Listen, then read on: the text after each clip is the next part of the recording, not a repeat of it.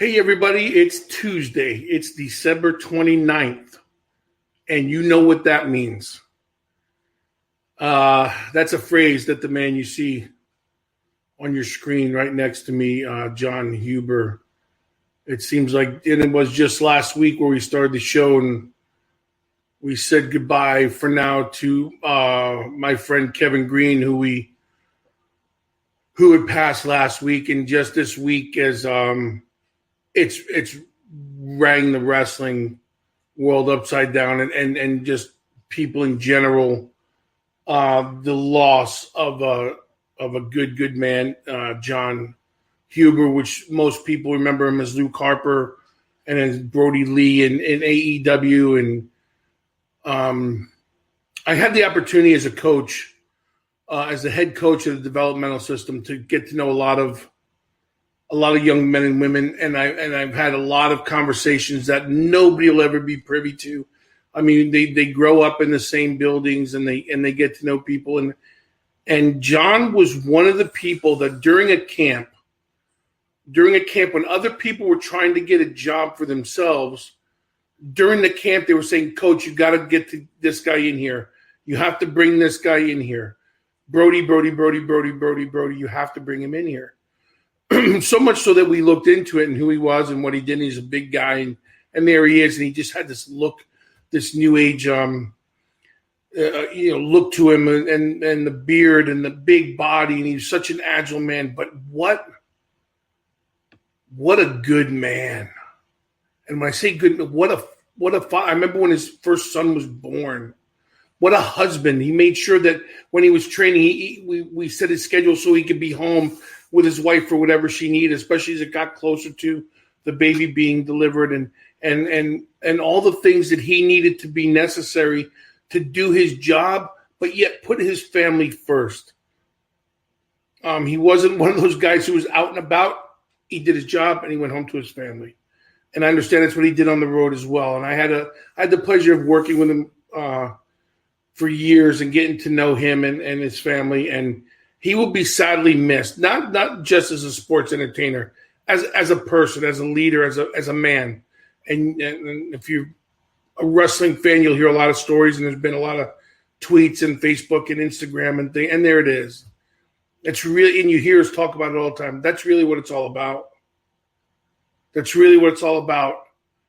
People get to know your athletic heroes, and the people learn about them. There he is. He's a family man. He's a dad. He was a husband. He was a son. He was a good friend. He was a good brother. He is a good brother. And he leaves a legacy in the short time that he's been on this earth. He leaves a legacy second to none, and he will be sadly missed. But like many people say, it's not goodbye. It's I'll see you down the road. So my strength and prayers go out to the Huber family, the boys, and Mama, and to the wrestling world out there mourning, and all the people that got to work with John. We are truly blessed to have spent that time in his short 41 years, and I look forward to seeing what his legacy does, not only to the wrestling world, but to all those who got to be touched and be part of his life in some way, shape, or form. So many legends that we this week, sports legends. I know we got some pictures. Danny Hodge, another wrestling legend. We lost him this week in this Christmas week. Danny Hodge was in his 80s.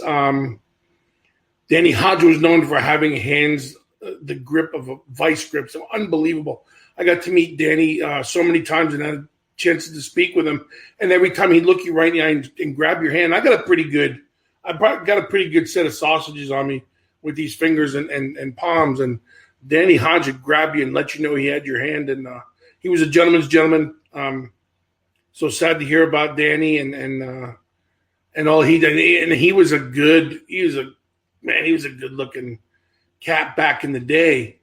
And he just maintained his professionalism, and he maintained his demeanor all the way through his life, and always with a smile.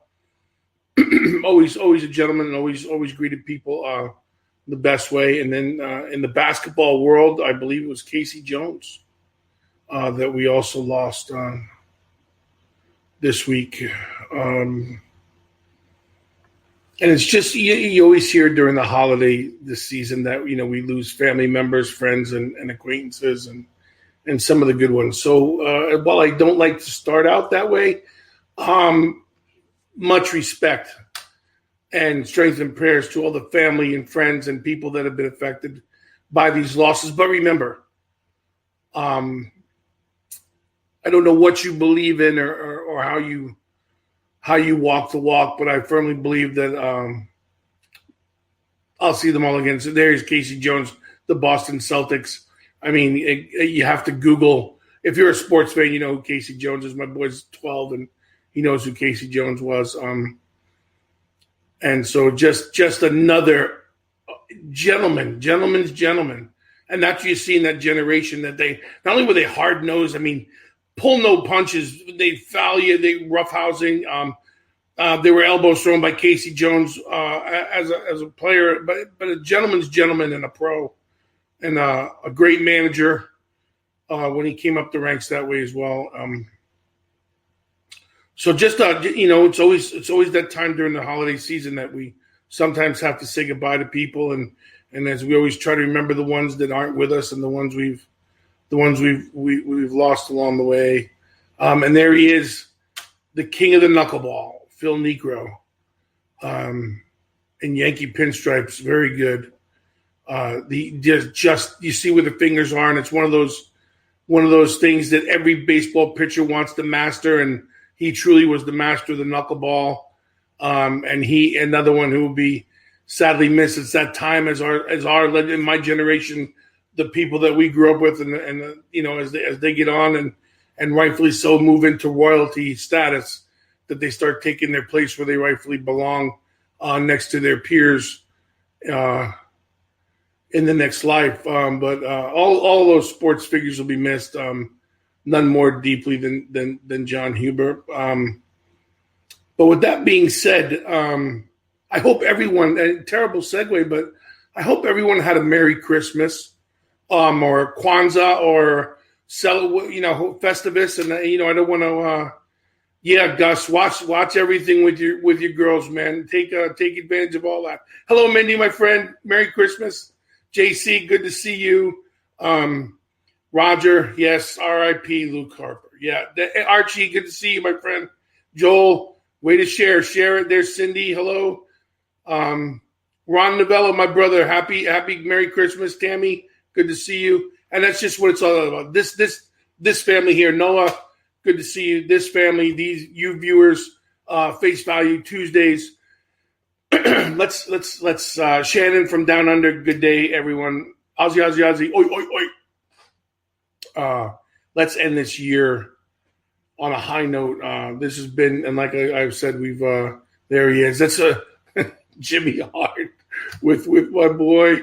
But it was so funny. We were, I want to say, we were probably in Atlanta, judging by that picture when he had no hair.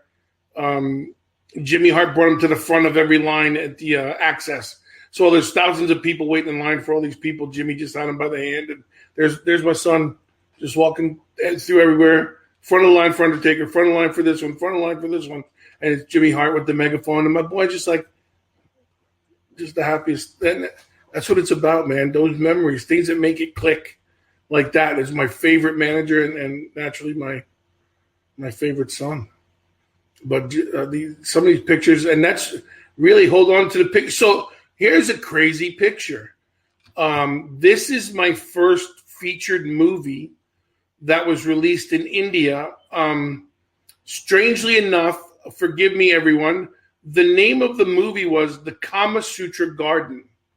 But naturally, because it was Indian-based, it's from a #1 best-selling author who wrote these books, and he wanted to make this one into a movie. Well, right around the time that of Carrie's crash, I had auditioned before this, about a month before. And during that time, they had gotten to me and said I had the part, and I wasn't going to do anything. Naturally, everything's in an uproar, and my family told me that I should finish the project that I had started before. So I did finish the project. It was well done. I know it went over to India and stuff, and it's funny because if you go on Amazon right now, I have 2 books on Amazon and a movie, and it's go figure of all the things that. Now, just to be fair, so everybody's aware, in the Kama Sutra Garden, all clothes are on in all my scenes. I don't think there's any nude scenes or anything like that. I know the title gets people spooked. But it was one of those things as an actor, it got me out of my comfort zone. And then I got eaten by a dinosaur. And that would be a pretty big dinosaur to get that head into that mouth like that. I wonder where that was. I don't know where that could have been. And why people would let me do that in public and take a picture of it. See, that's when I feel like I'm getting set up when people take pictures. Vincent, how you doing? Merry Christmas, Sabrina. Yeah, so that's you see the background right there? If everybody can see the Pac-Man game? My wife got a Pac-Man game. There we are. There they are. That's the Demott clan. Bunch of years back, we did the cancer walk. We did the 10K actually at the UCF. Held a 10K that year. So we got together, and it was NXT, and we brought the NXT team NXT over, and the family, and we walked for the cancer walk that year. And we just did things like that together. As long as we were together, whether it was fishing or walking or just doing nothing, being miserable, as long as we were together, that was the thing. Thank you, Sabrina. They're good looking. Thank goodness for their mom. They don't look like their mom. But yeah, so the pictures are it, man. Take as many pictures as you can. There I am as a guest speaker at a convention for law enforcement in Lake Mary, Florida, and I think it was the annual law enforcement awards or something like that, and I was the guest speaker. What's up, Mikey from Vermont? Moses, how are you, buddy? And I had the opportunity to speak in front of a couple thousand law enforcement and share our story, and then motivate those officers, men and women, to get back out there and do what they do again every day to save us and protect us, and make sure they knew we were thankful and aware. So that was one of my many guest speaker roles, and I was honored to do that. That was definitely a big deal, and then it comes down to what's important in the world. My son getting on base, me at first base. Nothing like shaking your son's hand and letting him know how good he's doing. That's when he was a little younger. When I was still coaching him, I don't coach him anymore because now I get to sit on the sidelines and watch. But proud moments as a dad to watch your kids grow up and do what they love and have fun doing it and share some wisdom and drop some knowledge. So thank you, Noah. Yeah, he's a much better athlete than I've ever been. But that's it. And so here we are. That's it. That's the picture we're looking for. That means my boss is right around the corner, and we're about to kick this thing off. And this is the last show for us of 2020. So I hope it's a memorable one. I appreciate everybody who's logged in so far. Keep sharing it and get us in here. Hey, boss. Where's the boss? Hey, Bill. No, I'm not. I'm not your boss. But I am a good friend of your boss, or we used to be a good friend of your boss. Yeah, but Bill, there was a comment you made yesterday on a show I was on, and something along the lines of pointing a finger or, hey, you'll find a job somewhere. Yeah. I took a little offense to that, because I'm recovering from my black eye that the assailant, that David Holliday, sent. How's it getting bigger? I'm healing in really strange ways. The doctors don't understand it, but apparently, that's what's happening. So I'm here on the show to do two things. First, if you could sign this petition to fire David Holliday. You know what